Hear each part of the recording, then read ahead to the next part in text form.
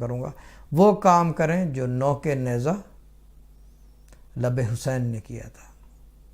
وہ کام کریں۔ جب نیزے پہ چڑھا دیا تھا سر کو امام حسین کے شہید کرنے کے بعد، تو پھر وہ نوک نیزہ پہ چڑھا کے وہ جو ہے رکھا گیا تھا یزید کے دربار میں، اور پھر وہ زبان سے جو ہے وہ قرآن پاک کی تلاوت ہو رہی تھی، دیٹس اٹ، اور کچھ نہیں ہو رہا تھا۔ وہ کام کریں جو انہوں نے کیا تھا بس، کیونکہ وہی کام تھے کام کے، کیونکہ انہوں نے کوئی